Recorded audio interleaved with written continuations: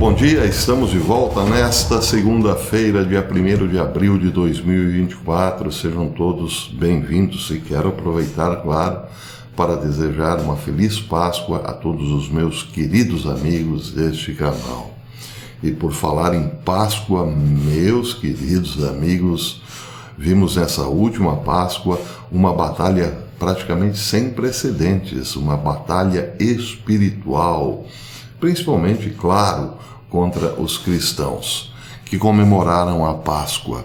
Vejam, por exemplo, o primeiro capítulo dessa batalha foi publicado no Facebook ontem. A publicação dizia: as investigações estão em andamento após um incêndio suspeito em um reboque no condado de Wilson, no domingo de Páscoa. O gabinete do xerife do condado de Wilson publicou uma declaração sobre o incidente por volta das 9 da manhã no Facebook. De acordo com autoridades, o incêndio começou por volta das 6 horas e causou o fechamento de uma estrada no cruzamento da Old Lebanon Dirt Road com a Chandler Road.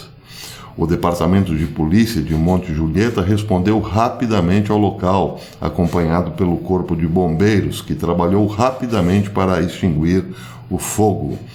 As primeiras investigações, lideradas pela WSCO, mostram que o reboque estava cheio de bíblias.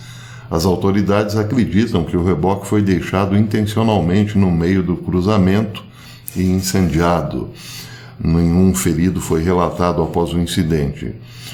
Um repórter ouviu do xerife Robert Bryan que esse não tinha dúvida de que as Bíblias foram queimadas intencionalmente. O xerife disse que os investigadores estão atualmente analisando as imagens de segurança e que o reboque parece ter placa de outro estado. Qualquer pessoa com informações sobre o incidente deve ligar para o gabinete do xerife de condado de Wilson no número 615-444-1459. Outro capítulo, e esse mais importante, da batalha espiritual da Páscoa foi protagonizado pelo arcebispo Carlo Maria Viganò, que exortou os cristãos a lutarem contra as forças infernais. Mas isso por conta de um ato escandaloso de Biden, o presidente americano, ontem, no dia de Páscoa. Diz o InfoWars hoje que o arcebispo Carlo Maria Viganò, ex-núncio apostólico dos Estados Unidos, emitiu uma declaração criticando a proclamação de 31 de março por Joe Biden como Dia da Visibilidade Transgênero, chamando a sua coincidência com o domingo de Páscoa como sem precedentes e escandalosa. Viganò, um crítico vocal do globalismo e da nova ordem mundial, diz o InfoWars, explicou como o atual ambiente sociopolítico destaca a batalha entre o bem e o mal numa declaração de ontem, domingo. Disse Viganò, vou ler aqui uma parte do que ele falou na íntegra. A palavra Apocalipse, que em grego significa desvelamento e revelação, é a revelação da Sagrada Escritura, o que diz respeito, antes de tudo, à realidade objetiva do bem e do mal. Isso é, a consciência coletiva da guerra em curso entre Deus e Satanás, entre os filhos da luz e os filhos das trevas. A proclamação sem precedentes e escandalosa de 31 de março como Dia da Visibilidade Transgênero, pelo autoproclamado, diz ele, autoproclamado presidente dos Estados Unidos, Joe Biden, que ousa declarar-se católico, constitui uma ofensa gravíssima a Deus e a milhões de católicos e cristãos na América e em todo o mundo, diante do qual é impossível não reagir com a devida firmeza, disse ele.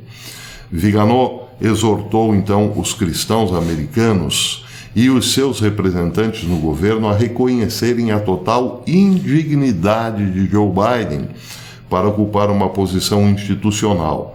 Disse Viganò que é bem sabido que ele usou de ações fraudulentas e manipuladoras para vencer as eleições presidenciais de 2020, peço aos meus irmãos no episcopado e aos sacerdotes que reconheçam que Joe Biden incorreu na excomunhão late sentença e, como tal, deve ser expulso das igrejas e não admitido à comunhão.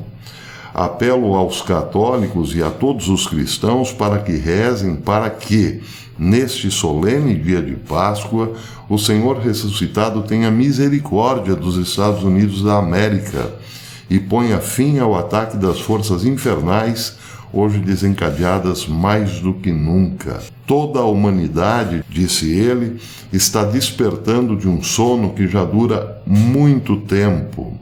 O ódio luciferiano a Deus e ao nosso Senhor Jesus Cristo não pode mais ser escondido ou negado. Esta é a revelação que nos é dada, da qual os servos das trevas zombam provocativamente, celebrando as perversões e os vícios no santíssimo dia em que honramos a ressurreição de nosso Senhor Jesus Cristo. Os cristãos são progressivamente banidos da sociedade civil e considerados uma ameaça ao projeto subversivo da nova ordem mundial, enquanto uma minoria de perversos afirma erigir os seus desvios como uma norma universal.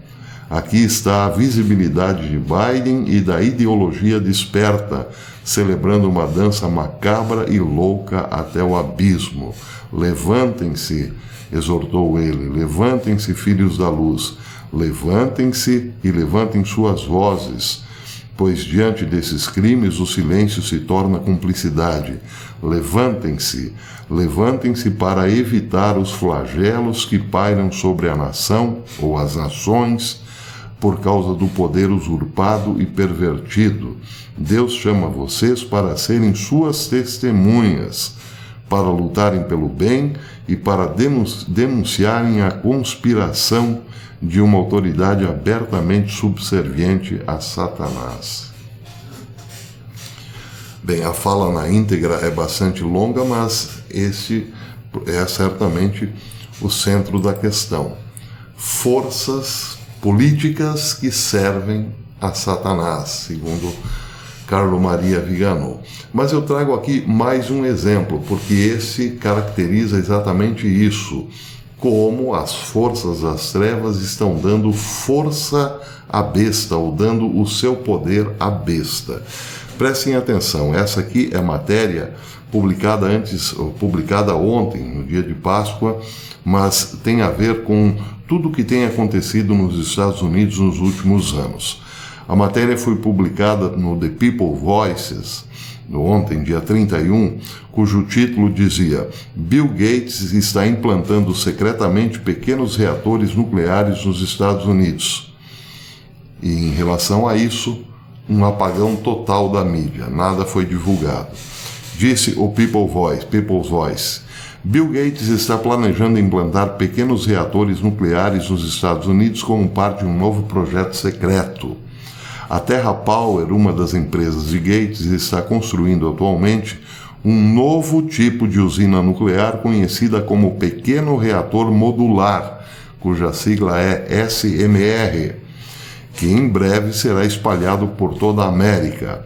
A TerraPower se orgulha de ter oficialmente entrado na corrida para ser a primeira a produzir com sucesso um SMR implantável, com a Rússia e a China também correndo para criar a versão mais eficaz e de menor custo.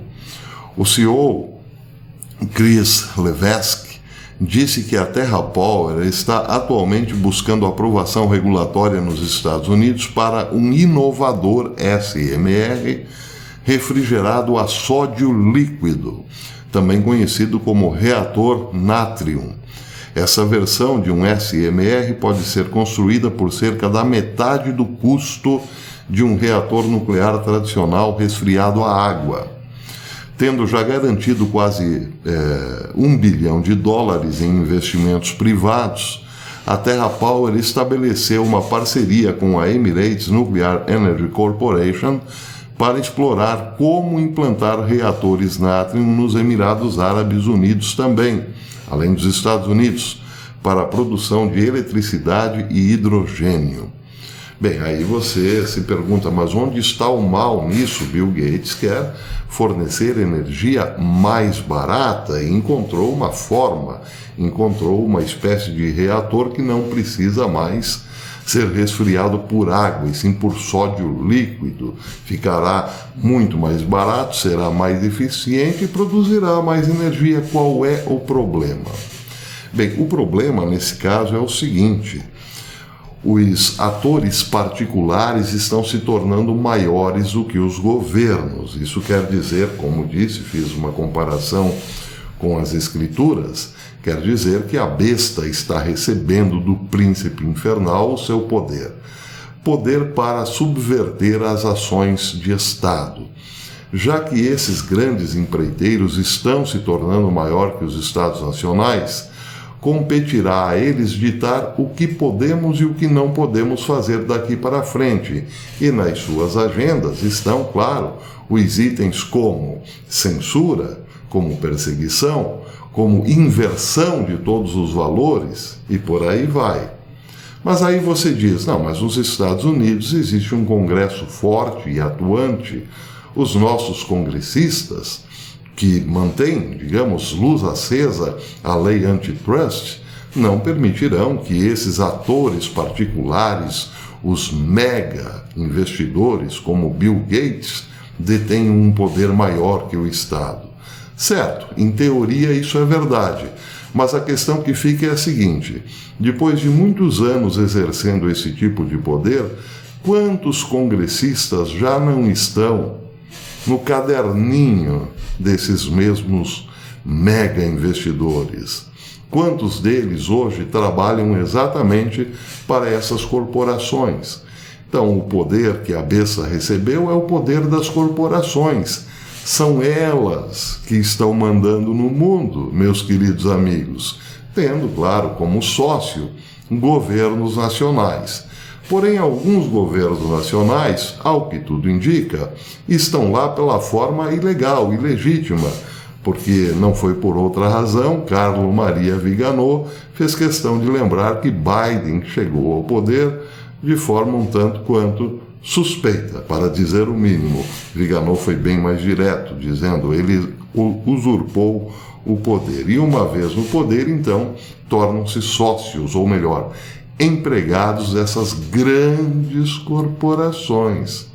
E quando falo de grandes corporações, falo no que elas estão investindo o seu precioso dinheiro em infraestrutura básica, em energia, em telecomunicações, enfim, em tudo que há de inovador tecnologicamente falando. Pois está aí Elon Musk, por exemplo, que daqui a pouco dominará completamente o espaço com o seu Neuralink, com o seu Starlink, não é mesmo? Bem, Bill Gates, então, será o fornecedor de toda a energia, mas também da carne daqui a pouco e de todo o remédio da Big Pharma. Então, o mundo estará realmente na mão desses atores que receberam, segundo a exortação de Viganò, o poder das forças infernais. Esse é o mundo para o qual caminhamos. Nenhuma palavra da grande mídia, claro, nenhuma palavra contra esses monopólios que se ergueram, estão se erguendo já há muitos anos e agora se tornaram os novos gigantes, em alusão aos antigos gigantes da Bíblia, todo mundo quietinho e com muito medo, por sinal. E por falar em medo, prestem atenção, né? Falar em medo e parceria de Joe Biden, por exemplo, com as grandes corporações, prestem atenção nessa matéria porque ela é muito curiosa. Também foi publicada ontem. Essa foi publicada no National Post, que dizia o seguinte: o FBI de Joe Biden parece estar realizando visitas domiciliares em resposta a postagens nas redes sociais consideradas ofensivas.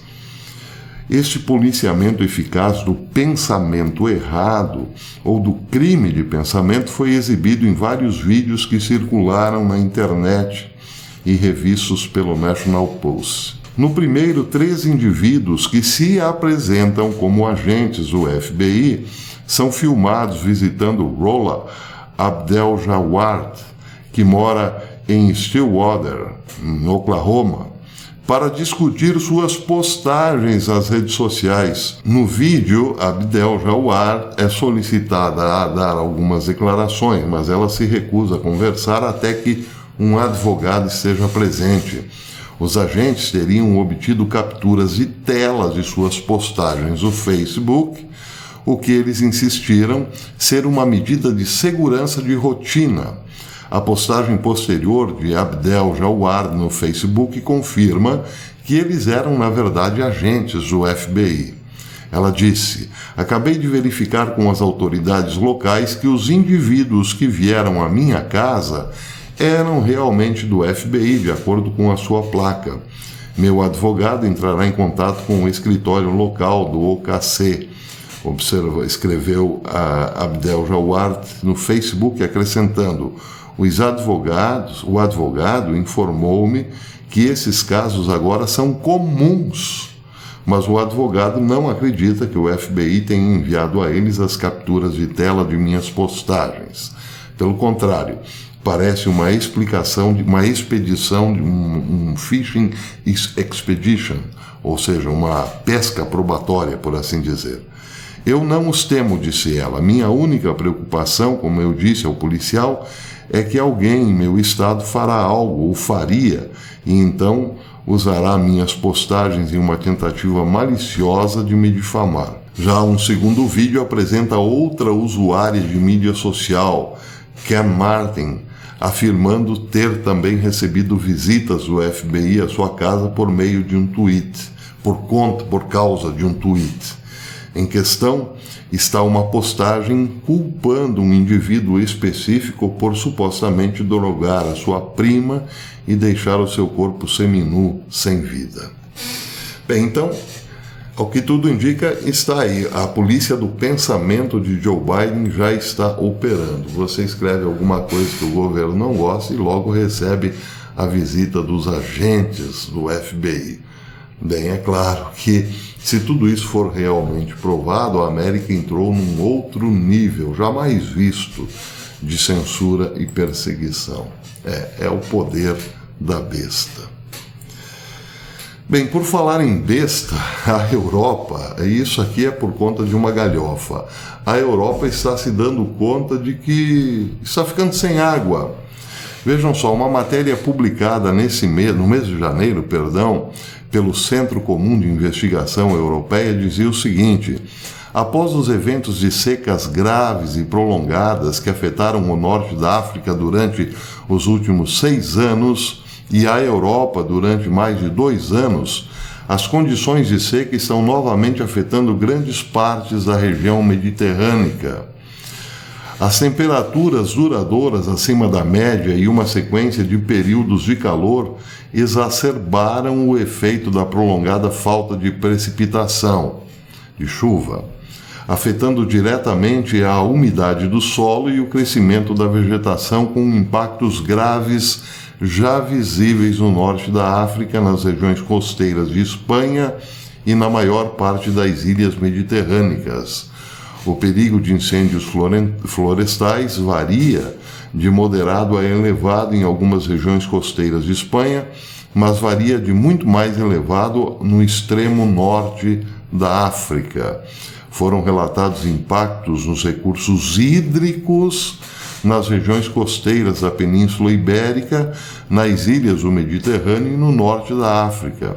Restrições ao uso de água foram anunciadas ou já estão implementadas em Espanha, Portugal e Marrocos. E logo mais espera-se também na França. Pois é. Os europeus estão se dando conta de que não terão água para beber em breve se não tomarem uma atitude meio que radical agora. Daí porque muita gente tem pressionado seus respectivos governos para que não falte água na Europa. Agora vejam que interessante.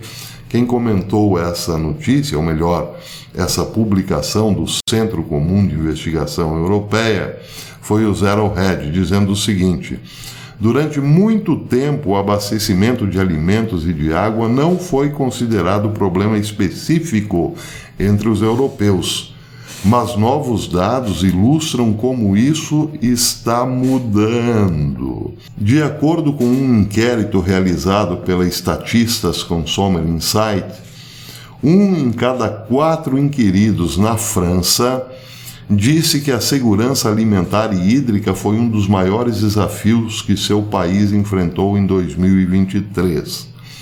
A proposição foi igualmente elevada no Reino Unido, 24%, Espanha, 24% e Itália, 23%.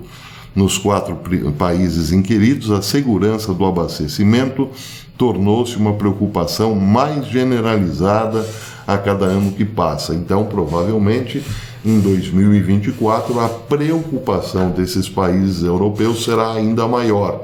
Daí, conclui-se, a busca por água potável também será muito maior.